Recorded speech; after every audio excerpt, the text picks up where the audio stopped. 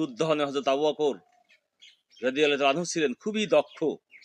তিনি নিজের হাতে দুধ দহন করলে সবচেয়ে বেশি দুধ পেতেন। তিনি মাখনও তৈরি করতে পারতেন সবচেয়ে ভালো। কাউকে দিয়েছেন ঘর দৌড় তৈরি করে, কাউকে দিয়েছেন ব্যবসা বাণিজ্যের সুবিধা করে, আর যাদের বকরি আছে তাদের সবার বকরির দুধ দহন করে দিতেন তিনি। দুধ দহনে হযরত আবু বকর রাদিয়াল্লাহু তাআলা আনহু ছিলেন খুবই দক্ষ। তিনি নিজের হাতে দুধ দহন করলে সবচেয়ে বেশি দুধ পেতেন। তিনি মাখনও তৈরি করতে পারতেন সবচেয়ে ভালো।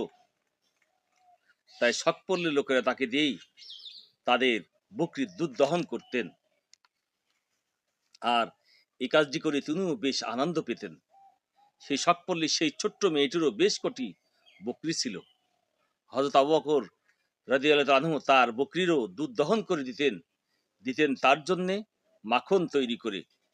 বড় ভালো মেয়ে, বড় গরিব, আহা বেচারি, বকরিগুলো ছাড়া আর কেউ নেই তার। মেয়েটির জন্য হযরত আবু বকর রাদিয়াল্লাহু তাআলা আনহু এর খুব মায়া হয়। মেয়েটির কথা মনে পড়তেই তিনি ছুটে গেলেন তার ঘরে। দেখলেন চুপচাপ বসে আছে সে, চোখে তার অশ্রুর ধারা। অবাক হলেন হযরত আবু বকর রাদিয়াল্লাহু তাআলা আনহু। কাঁদছে কেন মেয়েটি? কি হলো তার? মেয়েটির দুঃখে তারও কান্না পাচ্ছে। তিনি আস্তে আস্তে মেয়েটির কাছে গেলেন, মাথায় হাত রাখলেন, আলতো করে আদর করে জিজ্ঞেস করেন, কাঁদছো কেন মা? কি হয়েছে তোমার? অভিমানী মেয়েটি হাত ছড়িয়ে দিল, মুখ ফিরিয়ে নিল অন্যদিকে। হযরত আবু বকর রাদিয়াল্লাহু তাআলা আনহু বুঝলেন মেয়েটি তো তার সাথেই রাগ করেছে, কিন্তু কেন? তিনি আবার ডাকলেন, তুমি কি আমার সাথে রাগ করেছো মা?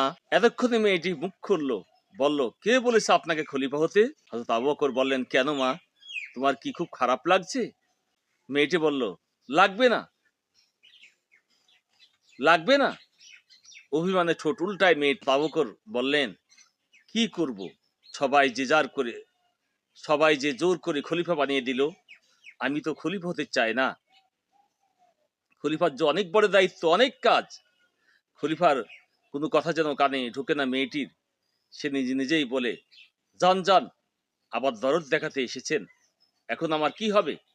কি আমার বকরির দুধ দহন করবে এখন? আপনার তো খলিফাগিরি করতে করতেই দিন ফুরিয়ে যাবে। হায়, আমার কি হবে এখন?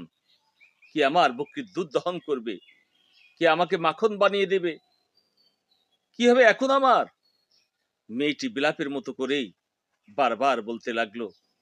মেয়েটির কাণ্ড থেকে হযরত আবু বকর রাদিয়াল্লাহু তাআলা আনহু হেসে ফেললেন, আদর করে মাথায় হাত বুলিয়ে দিলেন। বললেন, মা, খলিফা বুঝি দুধ দহন করতে পারে না?